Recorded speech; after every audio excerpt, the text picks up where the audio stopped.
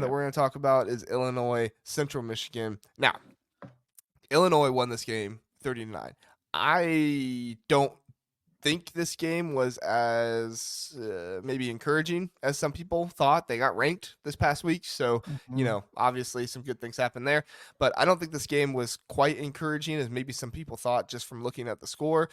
It was 13-6 at halftime, so a touchdown lead, but still that's not a whole lot for Illinois. The defense really turned it on, only allowed 3 points to Central Michigan the rest of the game, and the offense scored 17 in the second half, so that's kind of how you get that there. But Zach, I'm curious just your thoughts overall with this game and how Illinois played and what this Illinois team looks like, because the Illinois offense looked better. Pat Bryant had 2 touchdown catches. Luke Altmyer did a good job.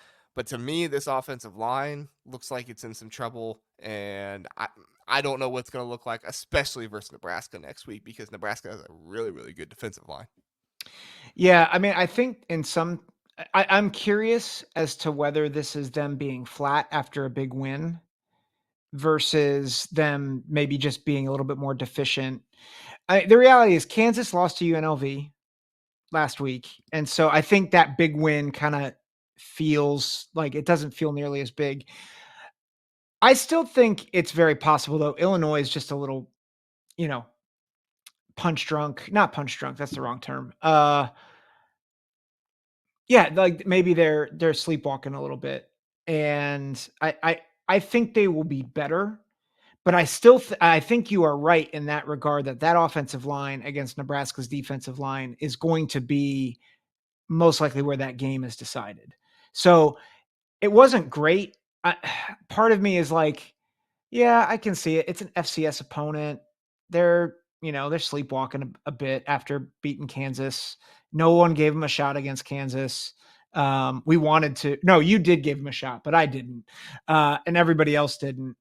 I was say I picked them. Yeah, you picked them. I keep have to giving you credit for things that I don't. I Well, let's don't not pick. talk about when I picked Purdue to beat Well, Notre well, Dame. well. Let's We just not both talk about that one. we'll both mea culpa very soon on that one.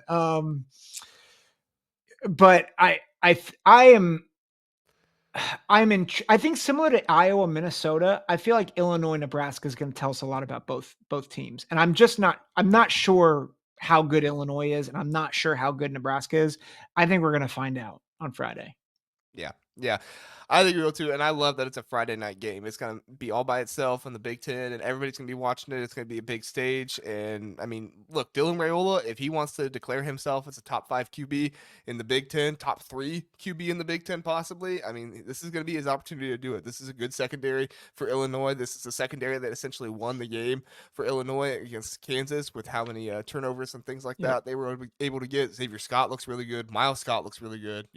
The Scott boys back there doing a good job. So to me, the question mark is that offensive line mostly, but just kind of the offense in general. I think they have good playmakers on the outside. Zachary Franklin, Pat Bryant, good wide receiver duo. Luke Altmyer, he can throw the ball. I mean, he has a good arm, but the running back, Caden Fagan, he didn't look super promising, and that was my thing. Like, I don't know if that's more the offensive line or if that is Caden Fagan himself. Now, he did have a touchdown, but 10 carries, 25 yards. You need to see better production, and one of those carries was 14 yards.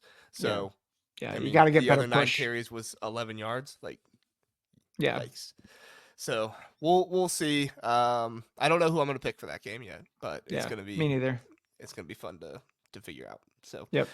All right.